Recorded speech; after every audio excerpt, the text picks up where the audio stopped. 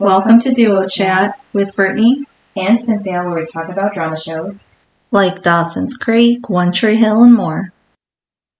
Hi, everyone. I'm Brittany. And I'm Cynthia. And today we're talking about Season 3, Episode 1, titled Like You Like an Arsonist. Air day October 5th, 2005, and the synopsis is: Haley turned up at Nathan's door asking to be together again. Peyton tells Lucas about Ellie, who claims to be her mother. Then 3 months later, Brooke returns to Tree Hill. Nathan goes to High Flyers. And then Dan says in confessional that he will remember who drugged him and let him die in his burning car dealership. So we start off with the dealership still going up in flames, kind of, repeating it. Because Dan is like passing out in his chair and the heat of the flames break the glass windows. Then we see Nathan get home again. Okay, I did not like this. Why are we redoing? Okay, they just pulled this crap in Season 2, the opening. Yeah, they could have put this in a previously in Tree Hill. I mean, One Tree Hill, little clip at the beginning. But, okay, here's the thing is if you're going to pull this crap, where you keep, where you want to redo the scene or, add on to it, Don't actually redo the scene and do it wrong. Because Nathan walks in and they kind of say the same thing that they did the last episode. But the problem is what happens afterwards. She gets a phone call in the finale. She didn't get a phone call. I thought she did. Did she?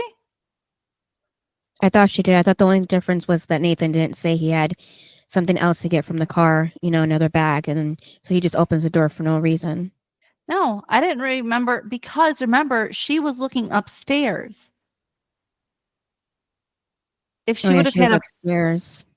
In her room. That's my point. Is if she would have had a phone call, she'd be on the phone.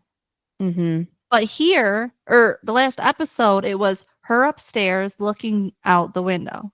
There was no, she wasn't on the phone talking or acting like she's talking to somebody, leaving the show. It was her just watching. Right. And then here she has a phone call. I'm like, what? And then he opens the door and it's Haley and he's actually saying something to her. I was like, you can't make more crap up. Because we just watched as you opened the door and you just stared at each other, basically. And then she said like she wanted to come home or something. That was all she said, the last thing. Otherwise, there was no talking. That was it. And it was just them staring at each other. Yeah, that's how it left it. But now here, all of a sudden he opens the door and now they're talking. What?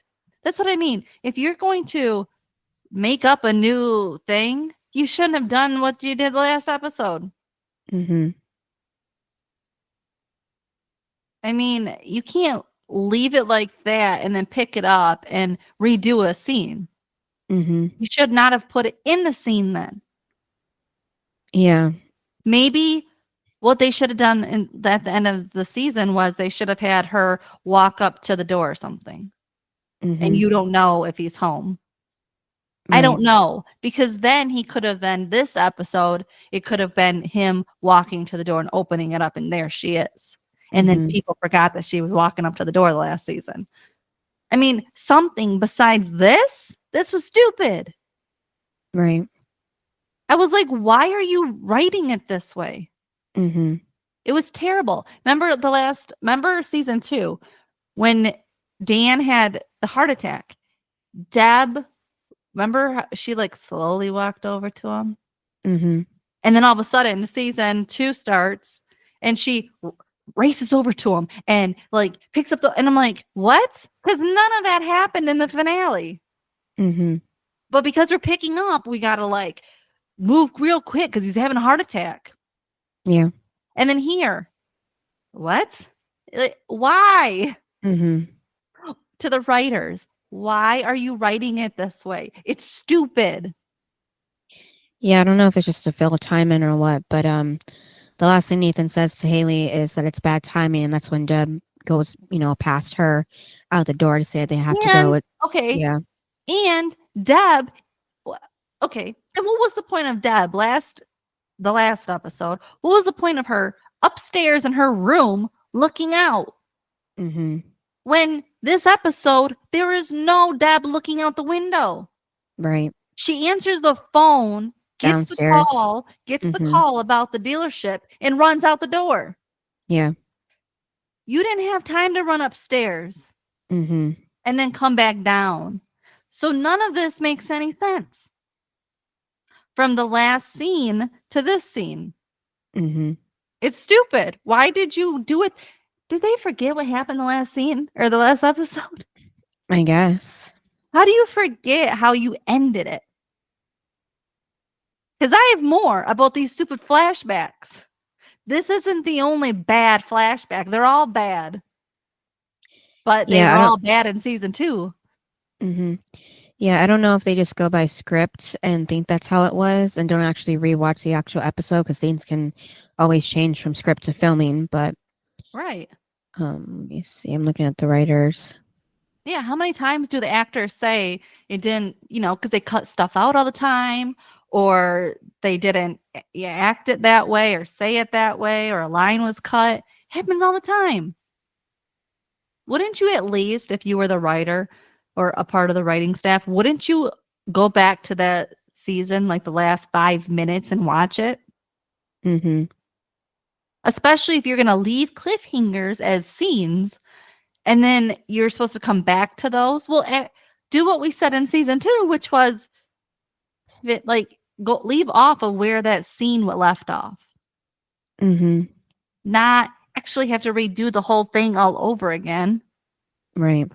Yeah. So so you know how Nathan comes in, right? Mm-hmm. Supposedly. How did he not see Haley?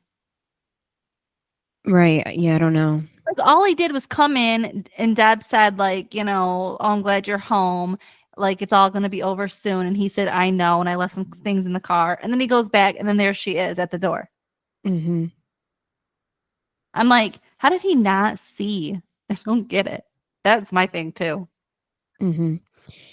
Yeah, so for the season 2 finale, there were 3 writers, and on the season 3 opening, first episode, there was only 1 writer, and he wasn't part of the original 3. So it was just stupid because it wasn't adding up to the finale at all. And then it seemed a little out of character that Deb actually tells Haley to go with them. Especially because she hates her. Yeah. Because you would think she wouldn't be happy that she's back. Well, she was so happy that Nathan was home that you would be like, yay, I'm getting my son back. It can be the 2 of us again. And then you want Haley back? Right. Nathan's finally moving on. Mm-hmm. You get your son back. That's what you wanted all season 2. Yeah. I know.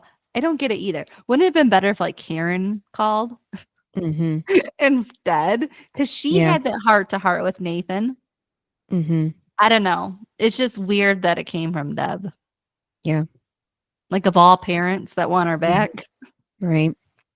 And then at the dealership, everything is still engulfed in flames because, they take a while to get there.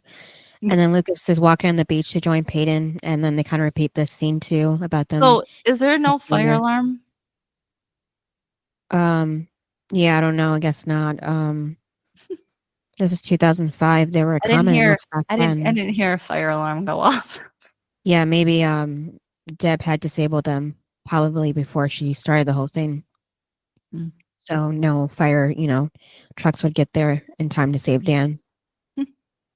So then I can't with the next one. Yeah, like I said, it repeats again. No, that really doesn't. With the beach and Lucas and Peyton? Did he say it's just the 2 of us? Yeah. I didn't hear that part. Yeah. Because he sits down with her, and then she was talking about Ellie. And I was confused because I'm it's not how we left off. Yeah, the last repeat thing was when she They was were hugging Lucas. Yeah, and they were sitting together, kind of like just looking at the ocean, and like, you know, they hugged, and I'm like, okay, that's how they ended it. Great.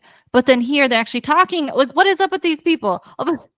The writers, like, why are they talking all of a sudden? Mm-hmm. Couldn't they Yeah. have done all of these scenes a different way? Mm-hmm. Like, why did they have to talk here? Couldn't they Right. again, after they get up and walk away or something, Mm-hmm. then she could walk and talk? I don't know. It's just Yeah. plus I think it also took me out of the stupid scene because Peyton's hair is a wig and it's a terrible wig. You can tell. Mm-hmm. Yeah. I was like, okay. Again, this is my point, is if you're going to do stupid flashbacks, they have to make sense, first of all. And secondly, they have to match. You can't do a flashback and have her wear a wig that looks terrible and expect us to believe it. Right. Because I don't. Mm-hmm. Did we really need that scene? No. It seems like the creator probably told the writer that this is where the characters left off. Now you have to use these scenes to continue the story. You can't change it. I feel like that's what he would do. Because if you're, you know, it's not the first or last time she wears an awful wig. Mm-hmm. Because it's in season 5 too. I just can't. Like, the wig was bad. And I just didn't feel like we needed the scene. Because it could have been very easily 3 months later, they're still talking about it. And he could have very easily said, like, I'm so glad you told me and I've been here for you. Mm-hmm. It could have been told to us that she had told him. Right. 3 months prior. It didn't need to be mentioned where we have to watch it with the awful wig. That's what I mean. If you're going to do it, everything has to match. Otherwise, remember, I always say, I don't believe it.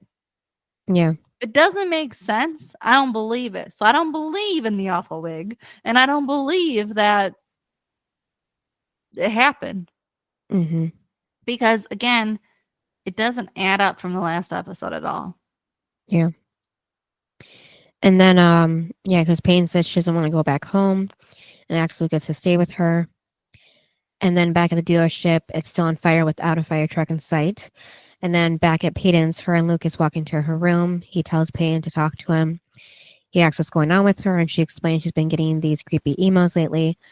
The girls point out, too, on Drama Queens that they weren't emails, they were actually IMs, but still. And then tonight, a woman shows up, and she knew things about her and said that she's her mother. And, you know, Peyton's kind of telling us what we already knew, that her mother's dead. She was there at the hospital. She watched her die. That's the thing. Do we need all that? No. We already know the story. Yeah. Here's the thing. If the audience already knows and you're doing a flashback, do we need to hear it? No. It's one thing if you were just telling him now in present day. That's one thing. But to have to tell us in a flashback, like, right, it's stupid. I guess it could have been for new viewers, but they still could have just had Peyton say, like, you know, that's impossible. She died when I was 9, and then that's it. You don't have to give any more specific details than that. So I know we didn't have to hear it all because then Lucas already knows. Yeah, and that's the thing. If the character that they're telling already knows, then why do we need to hear it again? Right. And then they hear sirens outside. And Lucas tells Payne he did something tonight and he can't take it back. So that was like a little hinting that he did it. Yeah. And then we go back to the dealership. But did you realize that it also hinted at the beginning that Nathan did it? Yeah, because he said he had something to do tonight. Yeah. No, because Nathan in the opening, and at the end, he said, because when Deb says it's going to be over soon, he says, "I know it will." Oh. Yeah, and I was like, so they're also hinting that Nathan could be, Deb could be guilty, Nathan could be guilty, because Nathan also said, "I know." Like, how do you know it will? sort of Right. thing. Like, unless you did it, how do you know it's going to be all good? I just took it as he believed what Deb was saying, so that's why he said he knew. Yeah, but I think they were hinting that, because remember, we don't know, so they're trying to make everybody guilty. Yeah, I just took it as the first line saying that he had something to do first before he came to the house. So that's what his hint was, at least to me. No, not to me. It was to hint that he could be possibly guilty, but also remember everybody was. It seemed like few people last episode were guilty by talking about burning and stuff. Yeah, but And I just then figured. Dan. I just figured that since he didn't say what he had to do, Deb would ask, but she didn't. So that was kind of left up in the air. So that's why I took it as. I didn't, but yeah. And then we go back to the dealership where it's finally being put out by the fire department. They Deb and finally Nathan. showed up. Someone must have drove by and called. Yeah, unless Lucas did, because we know later on. And then Deb and Nathan and Haley get to the dealership. But also with Lucas's thing too, it's still, we know what happens. So, but he looks perfectly fine. He looks clean. He's Like he not didn't go coughing take or a shower. anything. Yeah, he's not coughing or anything. Like he would be. Well, in his So, shirt. Yeah. So I Wouldn't mean, his shirt be all? yeah. I mean, he could have like, changed. He could have changed. Yeah, and took a shower, but he would have been coughing or something. Yeah. So that doesn't make sense later on. But yeah. Then Deb, Nathan, and Haley get to the dealership. Deb points out that Dan was they're working late. Well, don't And people then, that walk into a fire come out with smoke on their face? yeah. Like firefighters, they normally come out with black smoke Yeah. on them. Well, it took them so long to get there, so I'm thinking that No, I'm saying Lucas. Oh, because you said He would have Mhm. come out with black smoke on his face Yeah. and on his clothes. Yeah, because that would have took some, more than one shower to get rid of. Mm-hmm. And then Nathan and Haley are holding hands, and just then the firefighter walks over and, to Deb, and she tells him her husband was inside, and the firefighter says, "I didn't tell you." And Well, then he gets, but before that, she did tell Nathan, "There's your dad's truck." Mhm. Like Deb, really clocked that real fast, didn't you? Right, yeah, And also, okay, his car is right up to the dealership. How come Mhm. it's not on fire? Right, yeah, or has some damage to it, yeah. I'm sorry, but if it's right up to the dang building, you don't think that's gonna get caught on fire?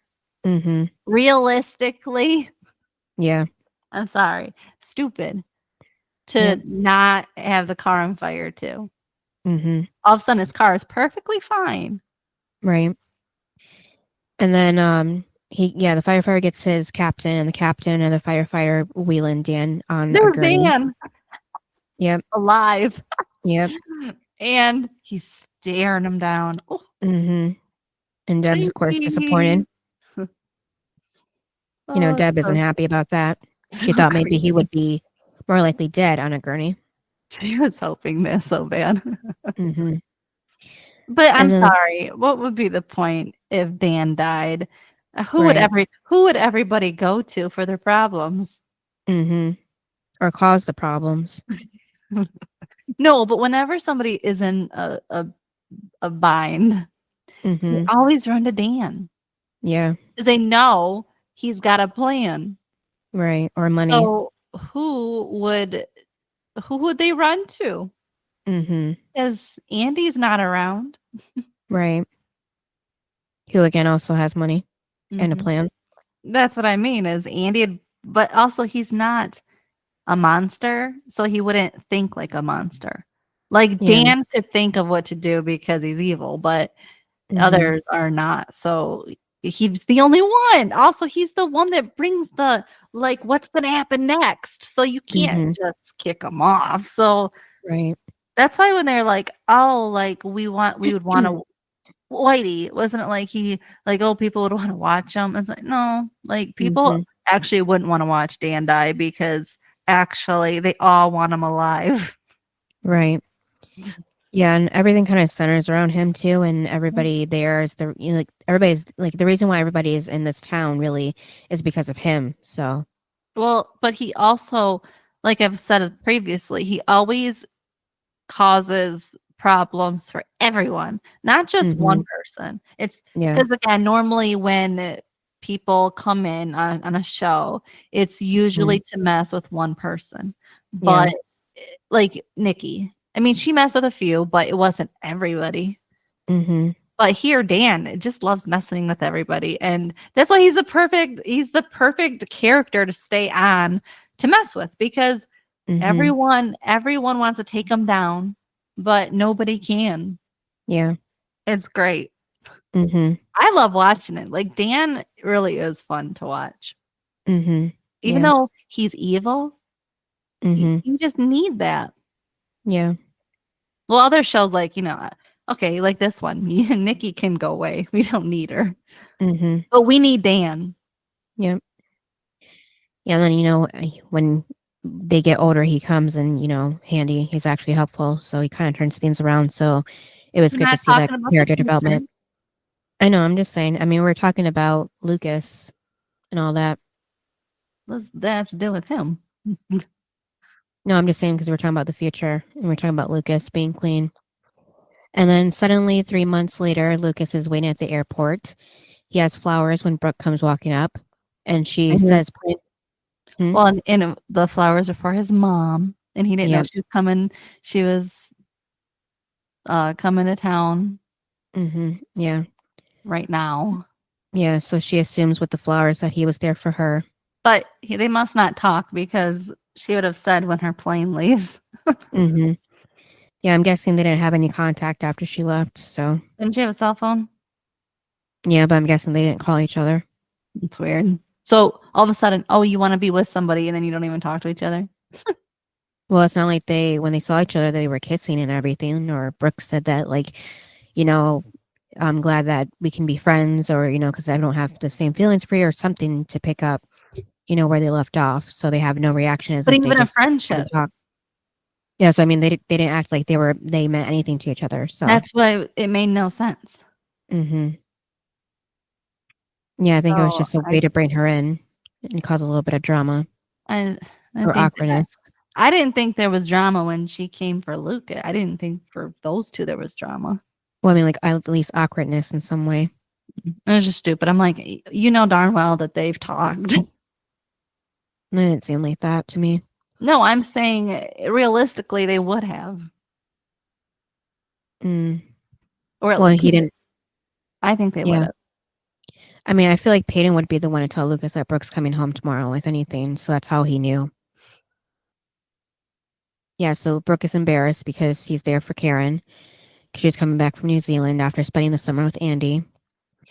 And then Brooke says, her cap's here, so she can just, walk out and make a little getaway from this embarrassment. And tells Lucas maybe he can tell her he loves her or something, and then quickly walks off. So it was again when she's leaving. So when Karen walks up and stuff, and then Lucas, it was weird because he said, like, you haven't missed a thing, and I'm like, huh? Yeah, at least with him, probably. I was like, she missed a whole lot. And then Payne is in her room painting the number 6 in red paint when Lucas walks in. He says it's about time. He knew she couldn't go an entire summer without doing something in her room. And Payne says he doesn't know her, and Lucas says he thinks he does. And then Payne hugs him. And then she tells Lucas if he's lucky, she might let him help her with her painting. And if he's really lucky, she might let him pay to help her. And then he looks at the picture of them shooting the heart, and he ends up saying Brooke's home. And he explains he went to the airport this morning to pick up his mom and proof there was Brooke. And Payne asks what Lucas is going to tell Brooke. So, I don't know, I guess about his feelings, if they've changed or stayed the same. And then we go to Dan's, who's going through papers. This seemed random because he's looking for the annulment papers of Nathan and Haley to check to see if she signed. Yeah, and turn it in so it can be annulled. Yeah, because you think if Nathan wanted it to happen, he would have gave the papers to Dan himself. Yeah, but he wants it moving. He wants it over. That's why he gave Nathan the papers to begin with to sign. Yeah, but if he really, like you said, if Nathan really signed them himself, then he would have gave the papers to Dan to turn them in. So this is what makes me think that Dan's the one that, I forgot the word, forged. Yeah, there you go. Nathan's signature on the line. But he So, didn't, because when Nathan and Haley talk, Nathan flat out says that he signed. So when did he say that? when she said, and you brought me annulment, or that you have annulment papers or whatever, and their stupid flashback, and he was like, yeah, because I drove halfway across the world, whatever, for you, and you know, and it was like, so obviously he knew and he signed, so, and he was perfectly fine with it. Yeah, I just thought it was weird that it's been 3 months and it still hasn't happened. So why wouldn't Nathan give him the papers or, something? So because he's busy. He's in High Flyers. Oh, with the annulment papers. So he still has them? He has them in High Flyers. I swear I just forget everything really quickly. That's why I have to make everything detailed. Yeah, because he at one point he is sitting on the bench in the locker room or something and pulls out the annulment papers. And that was Haley's. And that's when he sees. Yeah. That's when he sees that she put "I love you" instead of her signature. So. Right. Okay. So when Dan's looking for the papers, why Nathan is he still has them? Yeah, Nathan has them, but he's just destroying everything. Mm-hmm. I'm like, dude, give it a rest. Yeah. And Deb even tells Dan, what the doctor said, that getting agitated is going to make his burns itch, and he's scratching while she's saying this. And Deb asks if this is really about the dealership. It's almost rebuilt, and he'll go back to work soon. It might bring back bad memories, and Dan suddenly gets, flashbacks from the fire in the hospital burn treatment and says he had a dream. And he describes it with him being in the office. Everything was normal. Then we see flashbacks of him in the office at the dealership. His arm is on fire and the dealership is on fire. And then we come back to the present, and Deb asks if Dan remembers how it happened, and with more flashbacks. And he says he was drinking and passed out, and then he was outside on the edge of an inferno. Everything in between is black. So Deb says she supposes their survival skills are more than they know, acting like he took himself out of the building himself. Okay, but then she said, well, at least Nathan will be home soon. And he goes, which home? This one with Haley. And I'm like, don't you think that if he wanted Haley, he'd be with her? Yeah. Really, Dan? Mm-hmm. And then we go to Nathan at High Flyers. And the player tells him that he has a letter and says it's, from whoever it is. She smells hot. And Bear just hopes she doesn't meet him. And there's no return address on it.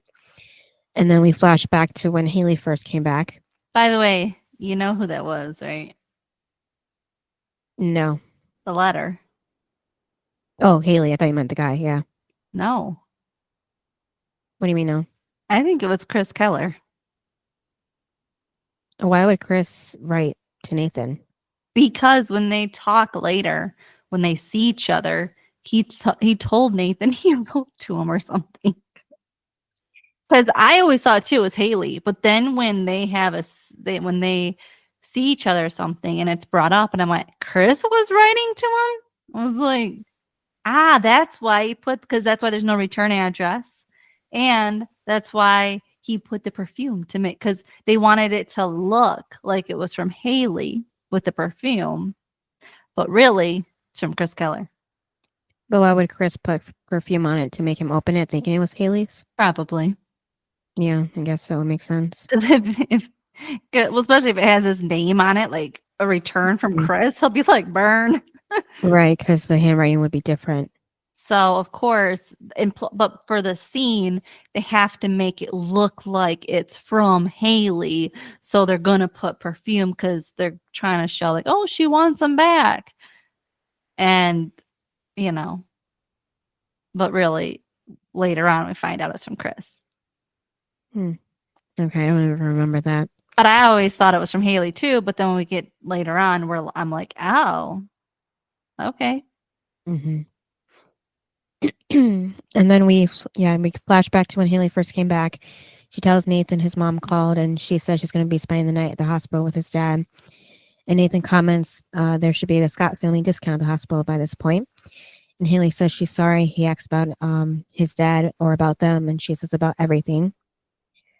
And then Nathan asks what Haley's doing there anyway. He is a tour playing in Tree Hill. And Haley says no, they wanted her to become a solo artist and record a record, but it didn't matter without him. So now she's realizing this. Stupid. I didn't care about any of this. Yeah. I didn't believe her. Mm-hmm. Because again, if he mattered the most, you would have left a long time ago. Mm-hmm. And especially when the annulment papers came, she was sitting there like, what, you remember she told Lucas, like, well, he doesn't want me. Here's the annulment papers. I'm stay here. But there was no anything that she was like sad and wanted to come home and fix things. Well, she was crying, but yeah. But if she wanted to come home, don't you think she'd come home with the annulment papers and be like, we need to talk? Mm-hmm. Yeah. Instead of giving them to Lucas? The girl did not want to come home. Sorry, she didn't want to come home. Mm-hmm. I don't think that like that's why everything she was saying, I was like, blah, blah, blah, stupid, because you're not sorry. You're sorry that all of a sudden you're hurt because Nathan is all of a sudden hurting you. Mm-hmm. That's the only thing you're sad about, and you're playing the victim. But who's the one who left who? Mm-hmm. Who's the one that suffered? Nathan. Right. So don't even act like you're now the victim. Mm-hmm. You got to have your fun, and you came home. Mm-hmm. Like, stop playing the victim. Yeah, so she admits she made a lot of mistakes. Nathan agrees, says if she left the tour for him. That's what I'm saying. Then, she made another one for coming home. Mm-hmm. And that's why it's just annoying. I didn't care for it. Mm-hmm. He says he's going to High Flyer, so it doesn't matter because he's leaving. And he should. That's the thing. It's like he needs to move on and find out what he really wants, because, staying home for another reason is not one of them. Mm-hmm. Yeah, Haley tells him that it's good. He deserves it. He deserves to have whatever he wants. And Nathan tells Haley that there's no more apartment, and he put all her stuff in storage so she can spend the night in the guest room if she wants, which was, nicer than anything that a lot of other people would do. I just had an issue with this whole thing too. What? Where Haley is freaking staying 3 months later. In the guest room, you mean? I mean, so she stays in the guest room one night. Okay. But then when we do like to present day, 3 months later, she finally sees Lucas and gets her job back. And then where the hell has she been staying? Wouldn't she 3 months ago have seen Lucas and stayed with him? Yeah, I don't know. Maybe she was with her parents in their RV, wherever they were, for a while, and then came back, maybe. Because I'm like, there's no way that she would come back, have no place to stay, and not see Lucas, who's in town, and not stay with him. She even said that she would stay with Peyton or Lucas. So what? That's what made no sense to me. And then she goes on to tell Nathan that there wasn't a moment when she was aware that her heart wasn't with him in Tree Hill. I don't believe any of it. Mm-hmm. Because she's trying to, apologize, but he's not taking it like he should. And then at Lucas's house, Brooke is unpacking her things in his room. So he already saw this in his fantasy, but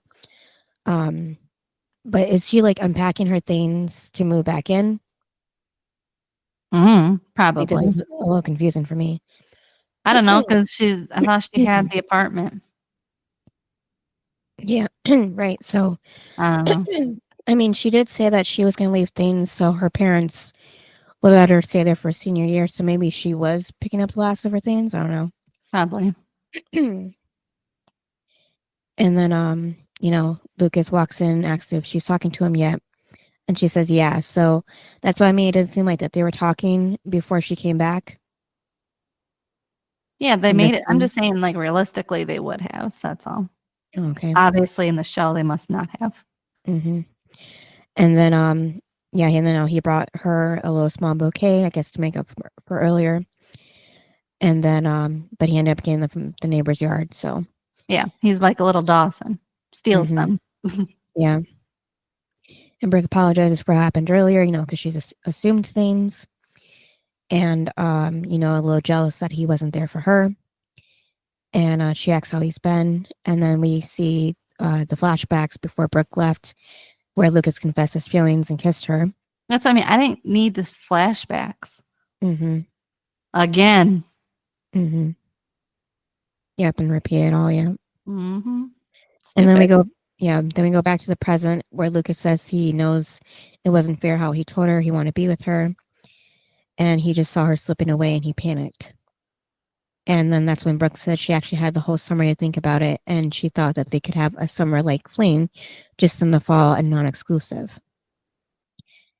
And so this is I know Mouth says later that it's kind of, he asks if it's like Felix and she says no, but the way she's describing it here, it kind of does sound like it, it's the same like she had with Felix. Well, yeah, especially because she did fall for him. Mm-hmm. She didn't mean to. Yeah. It just never, it didn't happen, it didn't happen with Felix because he wasn't that great of a guy. So it wasn't possible for her to have feelings for him, at least not like strong feelings like Lucas. And then she says maybe they could also date other people as well. And she asks, what does he think? And he thinks that she's a genius, even though I feel like he didn't initially like the idea. He just basically wanted her any way that he could have her. Oh, did you realize that when it opened, when the episode opened, did you realize it was 4.5 minutes of the show before it even did the credits? I wasn't at the time, but yeah, it seemed like a I was minute. like, that was like the longest opening ever. Mm-hmm. I mean, it kind of makes sense since it was the first episode of the season, but yeah, it was. Yeah, but we didn't need all the flashbacks, though. That would have been part of the episode. Mm-hmm. Yeah, so I was going to say they just wasted time with all the repeating of the scenes. So it wasn't really worth it to use that much time before the theme song. And then, Brooke confesses that she missed Lucas, and he says he missed her too and calls her pretty good like he used to. And then Brooke says that she has to deal with Peyton's whole I'm your mother scenario. She leaves for a couple of months and crazy mom starts showing up and there's all these things you don't know. And then we flash back to Peyton again. She's laying in her bed and asks Lucas if he heard something. And Lucas assures her that he locked all the doors and he didn't hear anything and she's fine. So that was more of her anxiety starting to grow from those creepy IM messages. She said, I feel like in the finale, she said they had stopped. So now we're seeing the flashback of where they happened again. Like start up again or something maybe during the summer. Yeah, I don't know. I couldn't keep track. It was all annoying. Yeah. It was just too many flashbacks again. Mm-hmm. And then Payne had mentioned that Brooke told her that he had kept some of her stuff from when they were sort of whatever they were. What did you think when he told Peyton, oh, I told her I wanted to be with her? It's like, whoa. Yeah, and Payne thinks that was what she laughs and says that was, not the great timing and real piece of work. But don't you think that was like Peyton's cover up because like she wanted Lucas to say like he liked Peyton still? Because remember she brings up her stuff, but then but right away he brought up Brooke and then like I saw it in her face. It's like, okay, I'll play along. I'm like, okay. Like she was a little hurt that it wasn't about her. Maybe, but maybe it was I just felt like she would have been more occupied with Ellie and the whole creepy IM messages to really think about her feelings for Lucas. Yeah, but she brought it up. I'm just saying. I think I do think a part of her was a little sad. Mm-hmm.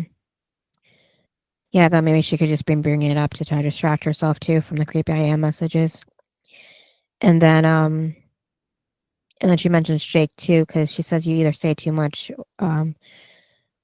or like her with Jake, you don't see enough and they're gone. And she says it broke her heart, and Lucas agrees it's been a tough year on hearts. And then Lucas comments, it's bad that they had to be this desperate to hang out again, and Payne says it didn't have to be like this, but she's glad he's there. And they kind of lost each other, but hopefully that's over, especially considering their history. And Lucas mentions it's always going to be there, isn't it, him and her? So that was kind of my clue that he kind of hinted that he's had feelings for her. Because I feel like he repeats that later, too, when their feelings are more known. Wasn't it? Probably. Yeah. And then then it flashes to Peyton waiting for her dad. New dad. Yeah. And I love it because he's actually playing a dad. Unlike the other one that was creepy and I didn't like. And I like this one so much more. It's definitely father-daughter, and I love him, so it's great. So then that's when she was like, oh, is it true and stuff? And he was like, well, because then he was like, well, I wanted to tell you face to face. And she's like, we are face to face. Like, go ahead. I'm like, dang. I'm like, Peyton, you didn't even wait 2 seconds. You didn't even say, hi, how are you? You just jumped right to it. Yeah, this was part of the flashback. Well, and then do you really think this was like that it needed to be said right there? Well, I don't know, I guess because Payne just wanted to know the answers right away and just cut to it. She did. But yeah, I liked seeing this actor here because I really originally know him from the DCOM Smart House. He played the dad in that. He also played in A Cinderella Story, Chad's dad. Right, yeah, but Smart House came first. That's why I remember him more there. Yeah, but it was around this time that he did A Cinderella Story. Right, yeah. Yeah. Like I said, that's where I remember him the most, so it's going to come to my mind first. And then we flash forward back to Payne finishing the number of people in the world on her bedroom wall, and that's about the quote later on. And then too, we see that a new drawing finally from Payne that she made of the dark figure on the dock, of her on the dock waving to the boat, getting farther away from the dock, and her getting older in each panel, which I thought was really creative to show. And obviously that was her, like as a little girl, waving to her dad on the boat every time, and it's still continuing on through the years and nothing changes, but she just gets older. And then we go to Lucas's room where he's looking, just looking around at it. And then we go to Dan, who's playing by the way, those pictures weren't in that scene, but okay. Well, it was like the present day before the flashback of her dad. Yeah, but it wasn't the one right before Lucas. Yeah, I got the order wrong. I went back a paragraph. Yeah. And then Dan's playing with a lighter in his hand. So what did you like when I showed his back and I had the burns?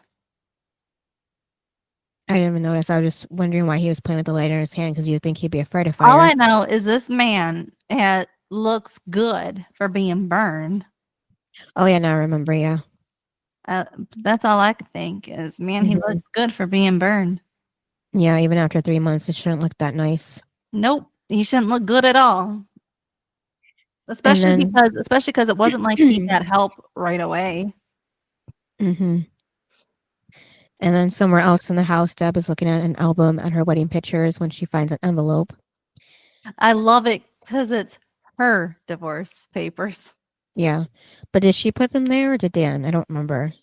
She kind of I don't seemed know, surprised but it was in there. wouldn't it be too old?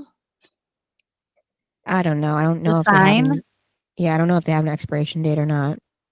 It could be different, depending on the state too. Really don't know. Unless she, got new ones for when she was planning on leaving him this time, maybe. But I was just like, and then the fire happened, but I was just like, I don't know. I'm like I feel like they would need new papers. But then she's thinking of it, which she should. And then it goes to Peyton thinking of again, and then there's the flashback.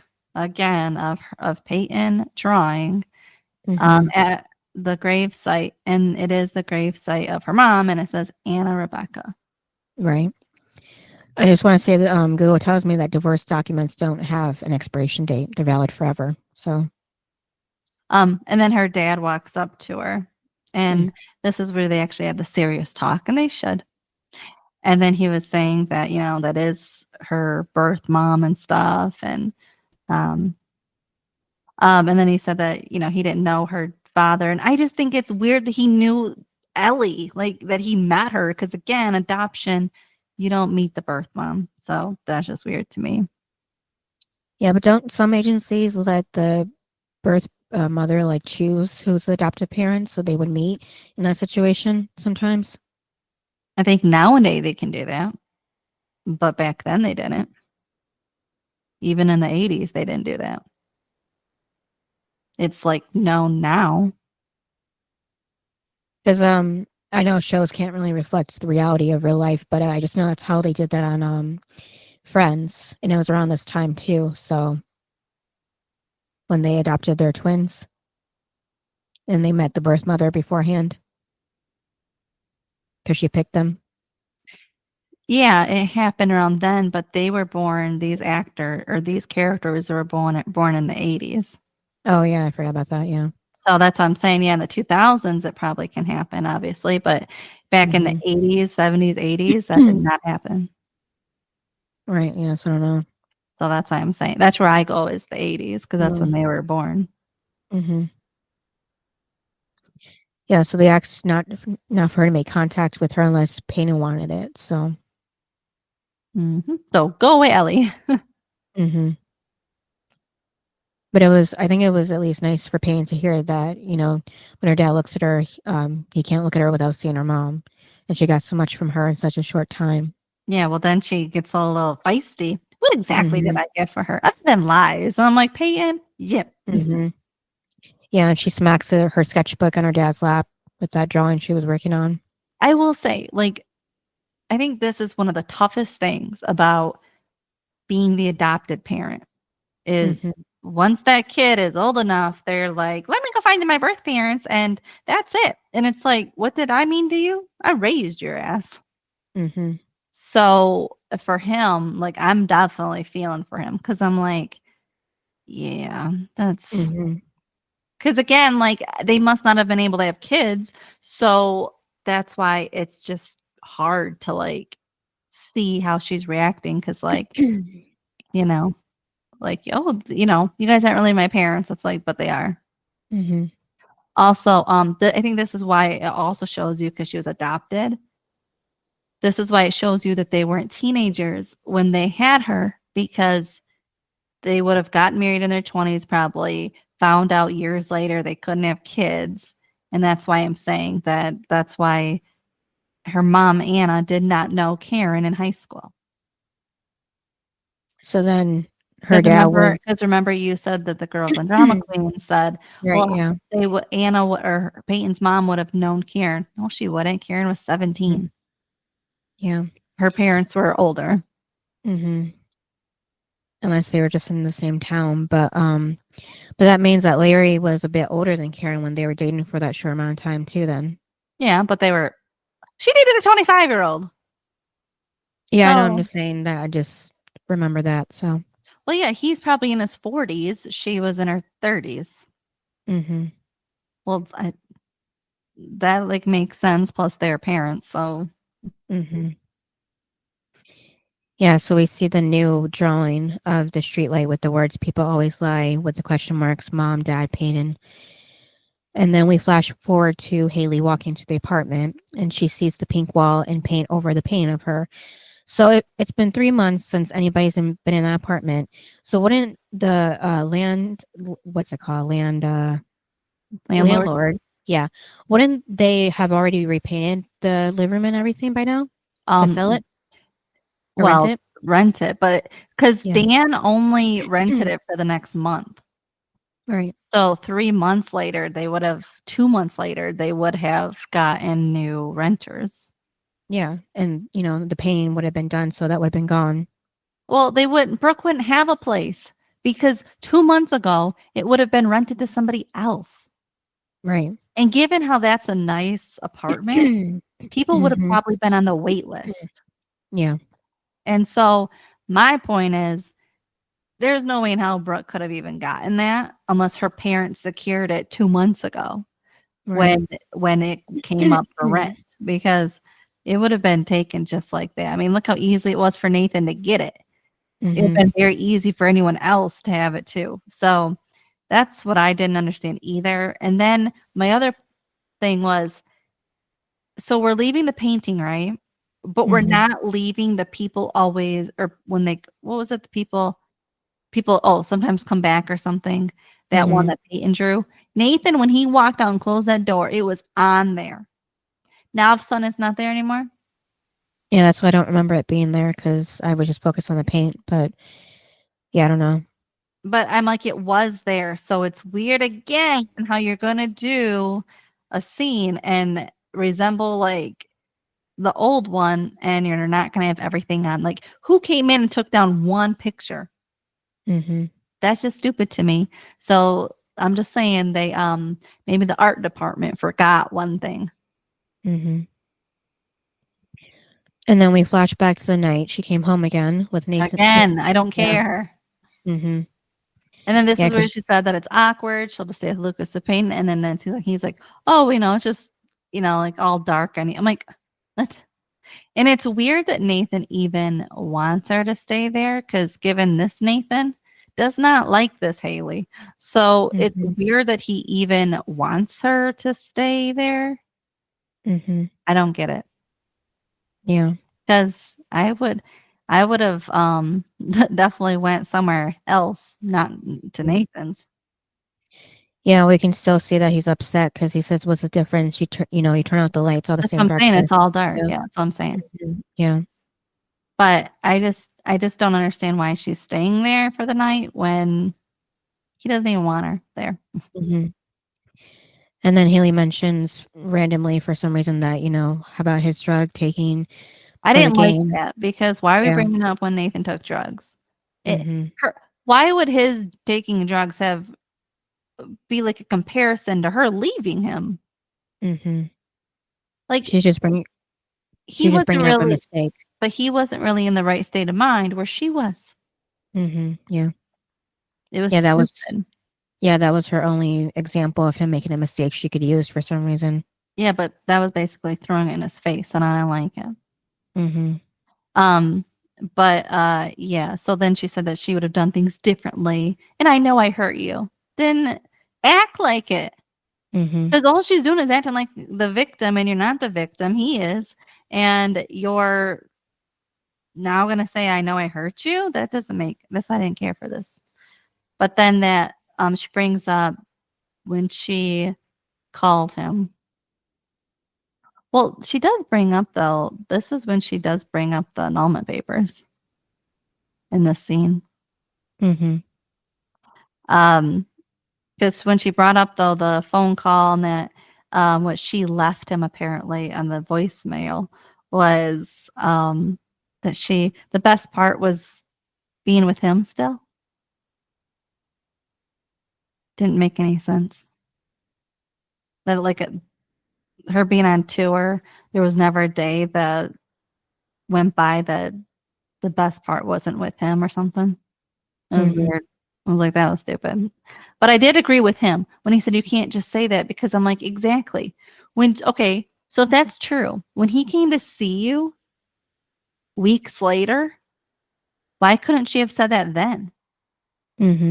Like, I know I'm on tour right now, but I need you to know this. Why couldn't she have said that then? That's what I mean. All of this that she's saying now, this bullcrap, means nothing, because why didn't she say it when she saw him in person? Because wouldn't you have been still fighting for your relationship then? Yeah. Why are you trying to do it now? It's stupid. And you can't, and she can't even say, well, it's because you never answered my phone call. You saw him in person. And your reaction wasn't good. Yeah. That's why, I'm on his side. Like, because I don't like the way she's being in this episode. And he And lets then her know. He okay. lets her know that he deleted her message, so he didn't listen to it. Yeah, he deleted it. Mm-hmm. But yeah, that's when they argue about the Nalma papers. And then that's when she said the ones that you initiated. And then that's when he talks about driving thousands of miles to see her. Mm-hmm. And then she keeps going on saying she's been childish when she walked away for the tour, from him for the tour. And then she mentions, like he gave her an ultimatum and she fought back for all the wrong reasons. Yeah. And just, keep apologizing. Yeah. Stuff he doesn't need to hear now. Mm-hmm. And then again, she repeats herself and saying that there was never a night where she loved him more than she loved him. That's what I said. That's hard to believe. But I think that he should have walked away. She was just talking too much. Yeah. Well, especially because he ignores her 3 months later. Why didn't you just ignore her here too? This is what didn't make sense. You're going to sit here and listen to her talk, but then 3 months later, you're going to ignore her? It doesn't make any sense. Yeah. And then flash forward back to Haley staring at the wall in the apartment when Brooke walks in. This is what I mean. Where has she been living? Because now it's present day and she's just now seeing the apartment. Like it's present day. Yeah. And she go back to the apartment. Has she been paying for it? Is she paying for it? Did she stop? She knows that it's it must be probably month to month lease. So why would she think that she can just come back and think that's her place when somebody else rented it? Yeah, well, she didn't know that, I guess. So Brooke had to tell her. No, but it's a month to month lease. You were paying for it when she was living there. So she knows it's month to month. So she knows somebody else is renting it. So why would you walk into their place? She didn't know it was Brooke until Brooke walked in. But why would you assume that you can stay there? Because the landlord would say somebody else has it. Maybe she just walked in with a key she still had. But why would you walk into someone else's apartment? Because it's not yours. Nathan even said your stuff's in storage. So there's no reason why you even need to go back. Because it's not yours. This is for the writer that did this. I don't know. Yeah, it's stupid. Mm-hmm. But then I didn't really understand Brooke. Why? Because when she comes in, she was told Haley, this is my place. I don't know where you're staying. And it's huh? Mm-hmm. I don't know. I just was taken aback by her. Yeah, because I don't know. I think Brooke just knows, she's friends with Nathan too, even though we don't see them talk right now. But she just knows that he was hurting it either way and just is kind of mad for him and Haley. Yeah, but how she said it. But you're not staying here. Because she said, I rented this place for me. And it's okay, Brooke. But also, wasn't Brooke kind of good with Haley when she went to go visit her? Yeah, well, maybe was that after Nathan got hurt, or? Yeah, because it was near the finale. It was right before the finale. Her and Lucas went to go see. Right. So maybe Brooke doesn't know that Nathan told Haley to not come home. Maybe she's thought this whole time that Haley just didn't go back for Nathan after he was in the hospital. So maybe that's why. But she's done that too. Haley was willing to tell Lucas that in New York or wherever she was. She told him. She said he told me not to come back. Oh, maybe and Lucas didn't tell Brooke. Well, maybe Haley did though. She was so willing to tell Lucas. Maybe she told Brooke. Well, maybe because Haley and Brooke weren't really close at this point. I don't know. It didn't seem like so I couldn't imagine her telling Brooke that. I don't know. Well, they seemed kind of good when she went to go visit her. So it was just kind of weird, off. But this whole episode has been off. So it's just another thing. And then, Brooke's moving in and we see a poster that she has titled How I Spent My Summer Vacation that she made. I don't know if it was for school or for her own personal thing because she's putting up in the bedroom. It's for And her that- own personal thing. Yeah, I just thought it was weird because I don't know any other girl that would do that for herself like that. I don't know. She's trying to show Lucas, look at all these guys. Oh, yeah, that's true. It's all about trying to get back at Lucas. Yeah, I just thought maybe she would have had them like on her vanity mirror or something to make it more casual, or like maybe she actually had a boyfriend, or during the summer, and make him ask questions. I don't know. Well, I think it's so that when Lucas comes over to spend the night, that he'll get to see it all. Yeah, I guess. Or it'll remind her not to get serious with Lucas because this was her plan. Mm-hmm. And then Mouth walks in with boxes of Brooks. Poor Mouth. Mm-hmm. Yeah, because she has to remove a box from the pile he's holding just to see him. And he says he feels weak and underdeveloped, because everything's heavy for him. And but Brooke's still impressed that he was able to move all that by himself. And then Mouth sees the poster board and asks if any of the guys is the reason why she doesn't want to date Lucas. And she, like we said before, Mouth asks, so it's like Felix. She says no. Felix was a physical thing, and she goes for some romance with Lucas. But wouldn't that kind of be like, I mean, I guess maybe that's part of the fleeing part. I don't know, because I never did this before, but I would feel like that would kind of lead to more of a fleeing if she did that romance thing with Lucas. I don't know. I don't know. Yeah. But then Mouth tells her that him and Erica broke up because Erica got popular. Mm-hmm. Yeah, which was, sad to hear, but at the same time made sense because I can't imagine them bringing her into this new season. So,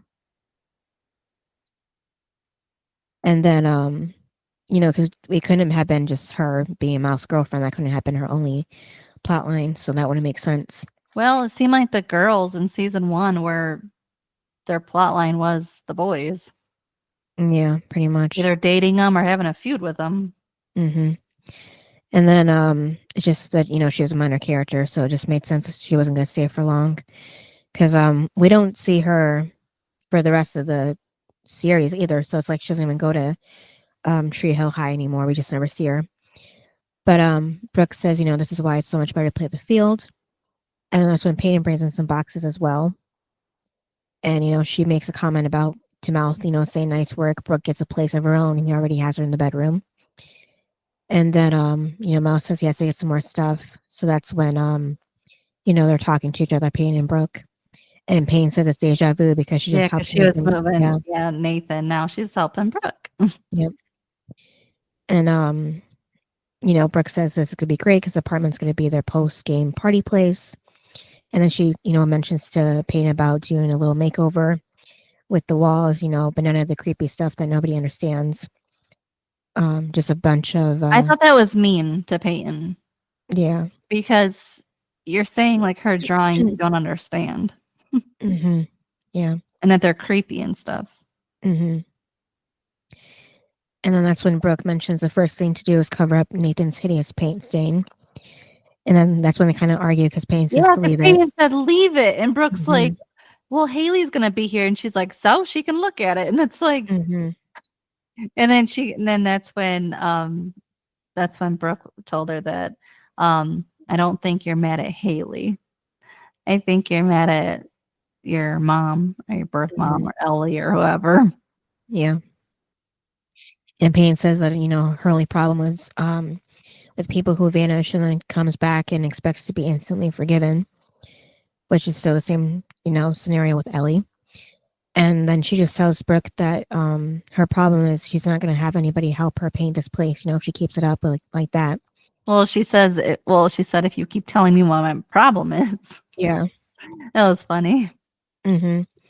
And then, Brooke makes that cat meow warning sound and hisses with her hands moving in a forward, like, way that cats do. Yeah, and she goes, oh, too much? It's like, yeah. Yeah. And then, Brooke just tells Payne they both know what it's like to have your heart broken, so maybe they should just, help Haley, whether she's or not to blame. So I will say, I love Peyton's hair. Like, season 3 hair for Peyton, I love. Mm-hmm. Yeah, it's so me too. cute. Oh, I love it. Mm-hmm. Yeah, and then, Yeah, so that's why we see the reason why they had her made that wig, made her wear that horrible wig. Yeah, I'm saying I love it. Yeah, I'm just mentioning that's why we finally see the reason why. And then Lucas is on the river court. About to die. Yeah. And then we get a flashback to him taking the last of his heart pills. Yeah, what, 3 months ago? Mm-hmm. And then The back boy's to the been living present. without pills for 3 months. Can Yeah, he even do that without dying? Yeah, I don't think it would realistically be that long, no. He probably have a heart And attack by now. Yeah, and you would think that he would keep it cool, knowing he's, going through everything, walking through life without the meds to help him. So you Well, think you he wouldn't drain you would- himself. Well, you think your dumbass wouldn't be on the court playing basketball when you have no pills, Yeah, that's what I mean. Yeah. because he's not supposed to. We know later on he's not supposed to play basketball with taking like the pills and like his heart condition. Well, if that's the case, why would you do it with no medication? It's crazy. Mm-hmm. And then back to the present, when Haley shows up, she asks if he's okay, and he covers it up by saying it depends. This Is she is home for weird. good? This is weird because it's like their first time seeing each other, but they've both been in town. Yep. It's weird. Okay, because you said, well, maybe she went out be with her mom or her parents. Wouldn't she then the next day after spending the night at Nathan's, don't you think that she would have then seen Lucas? It just doesn't make any sense that in town she didn't see Lucas at all until 3 months later on the river court of all places. Not even like Kieran's cafe or his own house. It was on the river court 3 months later. It just doesn't make any sense. These two are best friends. They've stayed in touch. Doesn't make any sense that she wouldn't come see him, especially because she's the one that told him that she was going to stay on tour. So if that's the case, wouldn't that be one of the first people you come back to? It's just weird. Like, okay, Brooke and Lucas don't talk for 3 months. Okay. But Lucas and Haley would have. Yeah. So to say, oh, like I'm back, it's like, what? This should have been a 3 months ago thing. Well, he didn't act like he was happy to see her, as if he already had that reaction from before, as if he already knew she was coming back. So maybe they did talk on the phone, but he didn't know if she was going to stay or not. So, but for 3 months, this conversation, like, because then he hugs her and stuff, and I'm like, this should have been 3 months ago. Like, why is it a now situation? Yeah, I don't know. To me, it seemed like they didn't talk, and he's happy to see her, but he just wanted to make sure she was staying, and she is. But I didn't need it because it was a 3 months ago thing. That should have been in a preview. Yeah. And then at Peyton's home, she finds a drawing she gave her dad, and then we flash back to her dad coming home with it after they were at Peyton's mom's grave. Oh, he was good in the scene. Yeah. He tells Peyton her mom didn't sleep for, about when they brought her home, because her mom was so worried about her sleeping. And I do understand. Like, I understand both of them. Like, for Peyton, she is 17, whatever. Like, why have you never told me I was adopted? I get that, but at the same time, I get where he's coming from, which is, I lost your mom and my wife, the love of my life, and we were going to tell you to get, like, I get it. He was in a grieving process, and then I think too, because he's always been gone, that it's like, when was the best time to tell you that you were adopted? And also, she's always had this fear of like everyone leaving her. So, oh yeah, you're adopted. So your own birth mom left you. Like, when was that? There was never a good time, I think, to tell Peyton. And I think too, if he would have told her, she would have got to the age that she is now and wanted to meet her birth mom.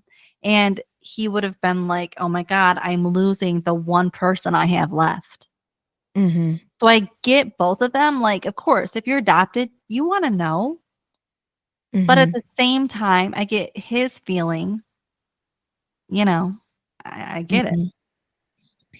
Yeah, and I felt for him when he said that he didn't want to confuse Payne's grief, and he felt so powerless that he couldn't protect her from losing her mom. So, and then he, goes out, and more to say that, like, you can be mad at me, but don't be mad at your mom. Well, and she never lied. I love when he said that this other woman, Ellie, doesn't change your mom. Mm-hmm. And I'm like, I love that because it's true. Ellie is Yeah. your birth mom, Mm-hmm. but Anna will always be your mom. And I do think sometimes people forget that. Like Mm-hmm. some people, as soon as they meet their birth parents or one of them, it's, Mm-hmm. this is my mom. Yeah. What? That's Yeah. your birth mom. Mm-hmm. Don't act like your adopted parents mean nothing to you because some people do. Mm-hmm. And then Deb walks into the cafe where Deb asks Karen, who is this You mean who walked in the cafe? Deb? Oh, okay. Yeah. And she asks Karen, like, who is this sexy world traveler? Because she just got back from Australia, St. Andy. And then, Karen noted, well, she's been there for a minute, but she mentions how different the cafe looks because Lucas said it was different. And honestly, I don't really like the new look of this because Karen says it's edgy, but she likes it. But I think she's just kind of lying, to make Karen or Deb feel good about, keeping the place running while she was gone. Because I didn't really like it that much. I didn't really care. Yeah, it Honestly. changed like the vibe too much. It just kind of lost like what Karen's cafe used to be, the essence of it. I don't know. But then Lucas and Haley walk in and I'm surprised Lucas ain't passed out on the ground. And I didn't like Karen in this. She's acting like too much of a fan to Haley. I think she was just trying to be supportive of her career that she started. Because Haley walks in and, she's like, what, she was talking about like, oh, what was it? She wanted coffee or something. And then she was like, oh, 1 cup or 1 song per cup. And I'm like, what? I think she was just like making a joke about how that's what Haley said too on Sheryl Crow when she No, I visited don't the think cafe. so. She kept saying it. It was just weird. And then finally Haley's like, no, I just want my job back. And then she was like, oh yeah, you can sing. And she goes, no, I just want a waitress. And I'm like, it used to be. And I'm like, thank you. Because Karen's been a little bit, dramatic with this. And then Deb's the one that wanted her back. And again, why are we doing this 3 months later? Shouldn't she have needed her job back when she got home? That was my point, was why is she getting her job back 3 months later? Why isn't, because Deb said, because apparently this was Deb's idea. Well, if this was Deb's idea, it was also her idea to come home. And if that was the case, wouldn't she have done that 3 months ago, had her job and had worked the whole summer? So it doesn't make any sense that now she's going to get her job. Yeah, I think they should just take this episode to kind of tie up loose ends from the series or season finale, and then maybe halfway do the jump or do it, the jump to the big, the end of summer for episode 2 or something, so it wouldn't be so confusing and there wouldn't be so many, many flashbacks either. But don't you think that it should have been 3 months ago, not now? Yeah, so I'm just saying they should have just rewrote it to make it more make sense, so they wouldn't have this confusion time wise. Like, couldn't she have already been working there and they like had said like, so glad, I don't know, or she could have said like, I'm glad like finally after like 3 months it's finally becoming normal again. Like, I don't know, just some way like she's been working there, not she's just now working there. Yeah, because I find it a little hard to believe too that Haley could work there as a waitress without, fans walking up and asking for her autograph. At least a few of them. I don't think in Tree Hill people were. I don't know. Well, you think that from anybody locally, like they would be proud of whoever became like a star from their hometown. They would be like crazy about Haley even if they never met her before, just like kind of wanting to kind of maybe live through her and her famousness and all that. I don't know. Because I always hear people say like no one really cares when they come home. So well, like because we have some people from Michigan, Taylor Lautner, Dave from Full House, Madonna, and I don't hear anybody talk bad about them, when they come back. Madonna, I don't think ever comes back. Well, Madonna doesn't want to be known from coming back from being from Bay City. Yeah, well, Dave lives here again, so he lives in Detroit, I think, or somewhere around there. But yeah, and then as Haley's clearing the table, she spots the piano that she played when singing in front of Nathan for the first time, and then we see the flashback to that moment. So that was back in season 1. And then back in the present moment, Lucas comes up behind Haley, gives her coffee. And then she tells Lucas that she had her first performance right there just for Nathan, kind of giving him the backstory about that. What did you think though when it went to Nathan and it was her singing in season 1 and him playing? Yeah, that's what I mentioned. Yeah, before Lucas came up. Yeah. Yeah, but it was just kind of funny because it wasn't like they picked something else. It's her singing. Yeah, which was a little refreshing to all these other flashbacks. Yeah. So Lucas, asks Haley if she's talked to Nathan since he left for camp. She says she's called, but he's never picked up, and she wrote letters too. So that's why I thought maybe the letter that he was reading was from her. Or maybe they just did that to make us. But that's why I said I think they made it to like, okay, she did write to him that was her letter, but it wasn't because he also looked a little confused when he got the letter. Maybe he was just confused because he thought that he made it clear that he was kind of done with her right now, so she wouldn't bother to contact him. I don't know. But now that you know who it is, he could have been confused at this one letter especially because they were talking about, a girl. And he knows Haley didn't use the perfume for her letter. Mm-hmm. So it could have been for us not to know that it was somebody else. Mm-hmm. But then it goes to this flashback. Mm-hmm. It's a very hard one to watch. Yeah. And why is she bothering him? I don't know. It just he clearly don't want to talk to you, so go away. And yeah, and then but then he did say that he was trying to find a part of him just wanted to try to find the words to hurt him the way that she hurt him. But and then I am hurting Nathan. You're not. Like stop it. Like again, you're playing a victim and you're not. Stop it. You truly hurt him. Like it's so annoying. But I did like when he said why, because I made it with Chris and turned my back and walked away. I was like, oh, I love it. Yeah. But then why did she have to go, oh, he's in forever? I'm like, stop. Because if that was true, Haley, your ass would have come home after his accident. And you would never have left him like that. And you wouldn't have cheated. If it was always in forever, there would have been no 2 kisses with Chris. Yeah. If it was truly always and forever for Haley, would never have happened. Yeah. So for her to make a dig at him again, why is she throwing digs at him when he's the one that's hurting? He left. Yeah. And he's gonna throw digs at him? That is so selfish. Yeah.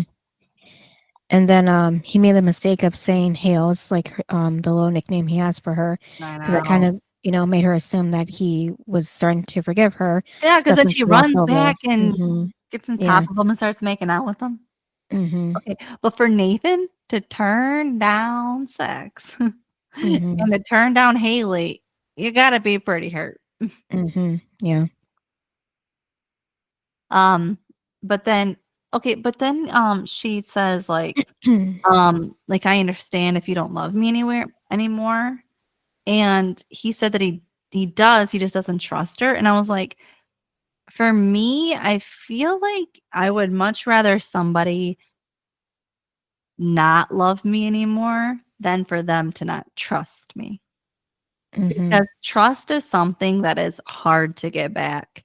And even if you get it back, it might always be in their mind that they fully can't trust you.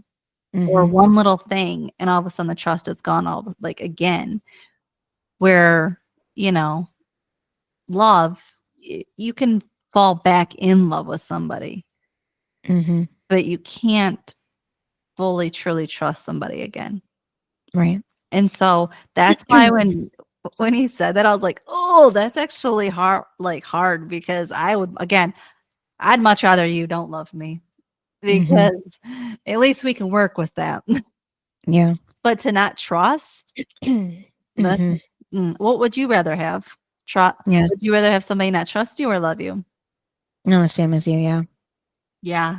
But I was like, Haley, that's actually worse. Because it might always be in his head again. Can I trust her? Can I trust her? Is this the truth? Anytime now she says something ever, is it the truth? It's like he's going to have to do research to see if it's the truth. Who wants to live that way? Not me. Yeah. And then we flash forward to Dan still looking for the annulment papers. And then that's when Deb, lets him know she found them, but it's their divorce, papers. Okay. What did you think when he was like, okay, like agreeing to the divorce? I thought that was a little too suspicious. Like, why is he saying it so quick? Especially because before the fire, all he wanted to do was get these two back under his roof and control them. And now, oh, okay, with the divorce. What? Right. Like, he has a plan. Yeah, because he tells her that, you seem surprised, but he guesses at a certain point the fire burns out. So was that the writer's way of saying, like, he's, like, starting to be onto her, that she might have been the one who started the fire? Because then we know later on he didn't know it was her at all. So I'm wondering why they chose this words here for him to say. No, I think they may have used it only because he was in a fire. I don't know, but I feel like if you're in a fire, you wouldn't say it. Yeah, that's why I was confused on why they had him say this. But I don't know. then he just says he's going for a walk. And then the next scene, Brooke is walking to the cafe to ask Haley how much of, for a broken heart with a side of regret. And Haley says more than she wants to know. So I did like this scene because Brooke does tell her to bring her stuff to the apartment because she's moving in and stuff. And I liked that because at least Brooke was changing her mood from the last scene that we saw her. Yeah. And then, Haley was like, oh, why? And she goes, because I need rent money. And I have a question, though. Brooke doesn't have a job. Right. How is she paying for this? Probably her parents. Okay, then why would she need rent money? If her parents are paying for this apartment, or maybe why would she need rent money? Maybe they're only paying for half, and they're telling Brooke to pay for the other half. So Brooke thinks if Haley moves in, then she doesn't have to pay for her half because Haley will be paying for it. Or is it because she wants to use half of the money her parents give for the rent on shopping? Yeah, maybe that too. Because her parents might say, well, we're not going to give you an allowance because we're paying for your apartment that a teenager who isn't emancipated shouldn't have. Don't know legally how she's getting away with that. Because her parents aren't around. And so I wonder if her parents aren't giving her extra money. So she is like, well, if I have a roommate, that'll be my extra money. But she's telling Haley it's rent money. I'm wondering if that's more the case. Yeah, probably. Because wouldn't she have wanted to find wouldn't she have asked Haley right away then? Move in with me. If her parents were only paying half. Yeah, maybe she just wanted to let Brooke know that she wasn't happy with the way she left and everything. So she could have done what she did when Haley moved in. She could have gave her that same speech. Well, maybe like I said, she just wanted to let her know she was mad and like she wasn't going to be easily forgiven right away. So, but she did forgive her. Yeah, I'm just saying, like maybe she still wanted it the first second she saw her. And then on the pier, Lucas says the whole summer, and he still can't get used to her hair. And Payne is offended. And she points out to Lucas that he did his thing last spring and hers actually looks good. So Lucas is offended. So they're kind of having, this playful banter between them.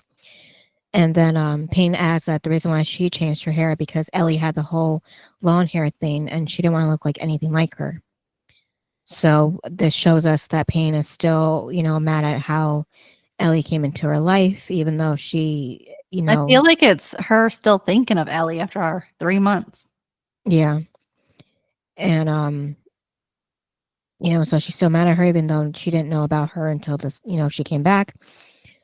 And then apparently Lucas knows that she's back. Well, Ellie's did you back. hear him though at first though? He said, I met her before you did. And then now he said she's back. And I'm like, what? Yeah. It's weird. Yeah, so because like we didn't maybe that was like a deleted scene probably. And then, they didn't really care to take this part out or, reshoot it because maybe they just took it out the last second. I don't know. It was weird because I'm like, you met her already? Mm-hmm. And then you saw she was back in town? This is weird. Right. Yeah, so I wonder if I could find that on the internet somewhere, maybe, for this season of deleted scenes. But yeah, so then Lucas asks if the weird email stopped and Payne says yeah, and then asks why, and Lucas, that's when he says Ellie's back. But so then they both think that Ellie was the one that was sending these messages to Payne, I guess. Yeah. And then back at High Flyers, another player tells or asks Nathan if he's going to see him at the party. Nathan says maybe. And then the player says that if he doesn't show up, he might booty call that girl later that he sent, that sent him the letter. And then, he says pretty soon he'll be back better than ever. Just take it slow, that's playing. And then Nathan picks up the letter to read it. And then we get to the flashback to him looking at the annulment papers to see that Haley wrote, I love you on the dotted line instead of her signature. And then I also did notice on the piece of paper that the lawyer's name on this document was named Cynthia Price.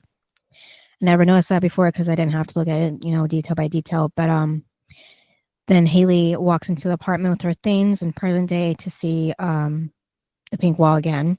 Yeah, this is where Brooke says you did what you did. And basically they're gonna start fresh from here. And I'm like, well, at least one person is.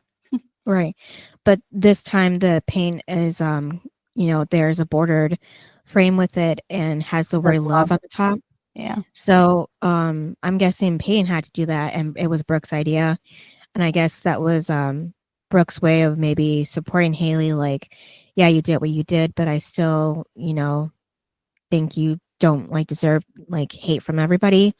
So we're gonna you're gonna get see kindness from me, maybe. I don't know. Because I can't see her. I think that's Brooke's way of doing it because she's having her move in. Yeah, so I'm talking about the frame though, over the pink wall and the pink paint on the picture of Haley. I think Brooke did it. Yeah, that's what I'm saying. I'm thinking that maybe it was Brooke's idea, but Peyton was the one that did it since she's the artist. So I think Brooke did it. Oh, okay. We never see Brooke do anything except for designing. So I think know that later on. But I think Brooke did it because Peyton still hates Haley even after this episode. She doesn't give her grace. Oh, okay. Until later on. Mm-hmm. And then Dan goes to the church to confess. This was a little random too as well, because beforehand we knew that Dan didn't really have any beliefs. But he says that he's gonna find out who did this to him. And then he asks about can he be forgiven for any sins that he does beforehand and all that. And then we get another flashback because he actually confesses to the father that someone tried to kill him, and that's why. And then we get another flashback, and then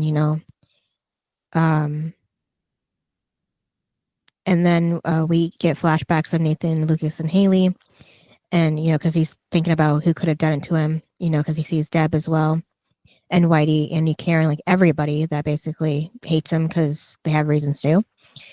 And then Dan says the sins he commits that could turn, that could turn his place to rebel when he does them. And then we get the dramatic fire flash to end the scene. And then the next scene is with Brooke on the beach. And she asks what he's looking for, and he says he wanted to know if she wanted to hang out, grab some food, keep it casual. And Brooke says casual is good. And then they sit down together, and Lucas asks Brooke if this is going to work out, nothing serious. And Brooke says it's working for her. But then they And start making out. And Mhm. but then Brooke, then she takes a picture of them kissing. Yeah, because that's what she did with all the other guys she had the fling with over the summer. So Yeah, that makes except sense for to me. Lucas is supposed to mean more. Well, it's still a fling, not exclusive. So No, I'm just saying, out of all the guys, Lucas is supposed to mean more. It's just Well- annoying. I don't like Brooke treating Lucas like that. yeah. Well, then we see Peyton finishing the number of people on the earth in that moment, which was, the 6 million and something. And I looked it up, and as of 2023, we are now up to 8 point more billion. Well, And then I thought it was cool, like watching it. I'm like, me and you were a part of that 6 billion. Yeah. Well, because like kids that are watching it nowadays, the teenagers, they weren't Mhm. born then. Right. So they weren't a part of the 6 billion, but you and I were. And then back with Brooke, she's sticking the picture of her and Lucas kissing on her summer vacation board. And then Payne continues to say some, oh, that's a whole different scene. I wrote the wrong name. That's what happened. But then we see Haley moping on her side of the room because they're splitting the room. Well, Didn't it? yeah, well, What? I was say, didn't Brooke say that she had a room for her, even though there's only one bedroom in the room? well, no, it's only a 1-bedroom apartment. Yeah, that's what I said. I thought that Brooke had mentioned that she had a room for her. No. Oh. I don't think so. But Peyton's doing the narrating this time, and she said some are running scared, which was Brooke. Some are coming home, which is Haley playing with her ring. Some tell lies to make it through the day, which is Deb, and she was at the cafe. She said others are just now facing the truth, That's Payne. which was her. And then some are evil men at war with good. Yep, Dan. Yep. And then some are good, struggling with evil. Lucas. And then she said, and sometimes all you need is one, and it's Nathan putting his ring. Well, it says ring on a chain, and he puts it around his neck. Yeah. And then it's a big one that they leave it with at the end. I'm like, okay. Yeah. I get it. And it's also called One Tree Hill. Yeah. I guess just to be more dramatic. Yeah. So for me, the high, oh God, what was the high? I like seeing Deb happy. I don't like seeing her drunk and taking pills. Like seeing happy Deb. And I like seeing that she's back with Karen at the cafe. She was drinking there, but no, but she's turning corners. Yeah, at least with Dan, yeah. I like it. I like them back together. Yeah, me too. I didn't really care for the rest of it. I was like, the low was everything else. I'm just surprised they didn't mention Trick, but that wasn't really relevant too much either. But what's yours? The high would probably be just Brooke letting Haley move in with her in the apartment. And then low. Besides all these flashbacks, it would be the whole conversation with Peyton and Larry, because I know that was difficult for both of them, at the house and at the grave. So, and yours? I already said it. Oh, right. So then rating? I'd rate it a 5. Too many flashbacks that also didn't make sense. And it was just so boring. It was like season 2. Why do they keep doing openings that are boring? I can't. So they get a 5 because I was giving them grace. I don't know what I gave them for season 2, but I was giving grace, whatever that number was. But now it's a 5 because they're still continuing it. Like, you made it to season 3 and you're going to do a flashback. And it's one thing to do like one flashback here and there. But for the whole episode, it's going to be mostly flashbacks and then present day. Can't. So that's why they get a 5. Yeah, I gave them 6 for the same reason. Yeah. And then I guess I'll go first. My best. It was my best. Well, I'll say the worst. The worst was Haley. Yeah. Because I didn't like it. And then I guess my best, I am gonna go with I'm gonna go with Deb. Because she got Haley to come home. I don't know how. And she got her job back, which I think Haley could have done anyway. But I liked her in this. And she's also finally gonna get that divorce. Right. And then my worst was also Haley because, like we said before, she was just trying to be forgiven all like in one night with Nathan, even though it wasn't possible. Yeah, she thought I'll come to his doorstep and everything's gonna be good. We're gonna be back to the way things were. And it's like, what? Okay. Yeah, months of not talking. And yeah. But I thought this thing was only 6 weeks long. How could it be months? Nathan said months of not speaking. And I was like, what? Months? 6 weeks? It's only a month and a half, dude. Yeah, I guess maybe it was extended because of how well it was going, I guess. Well, then at 6 weeks, she should have come home like she said she was going to. And then the best was Brooke because, like I said, about her living she was being mean to Lucas, though, and Mouth. She would have been the best, but I didn't like the way she was treating the two of them. Yeah. But I'm also surprised Haley even agreed to live in the apartment just because that's, where she lived with Nathan. But she's homeless otherwise. Yeah. I mean, I guess maybe I could see her living with Karen like she mentioned before, but yeah, I don't know. And have Lucas sleep on the couch all year? Yeah, you could probably do it again for Haley, yeah. Yeah, so that was it. And then what's the next episode? Episode 2, From the Edge of the Deep Green Sea. That sounds like maybe something with Larry, but I know it's not, so. Deep Green Sea. Yeah. These titles are becoming kind of like little tongue twisters a little bit. I know. It was so hard for me to read this one. I'm like, it's what? Yeah. There's like twice. Yeah. Like. I'm like, what? Right. Yeah, these are songs, but yeah. Oh, yeah. That was weird. Okay. All right. Thanks for listening. Yep. And we'll see you next time. Bye. Bye. Thanks for listening to this episode of Duo Chat. If you want to chime in with your opinion about the episode and the show we discussed, you can email us at duochatpodcast@gmail.com. And to keep up with updates about the podcast, you can follow us on Twitter, Instagram, TikTok, and subscribe to our channel on YouTube at Duo Chat Podcast. And give us a review wherever you listen to podcasts. We would appreciate it.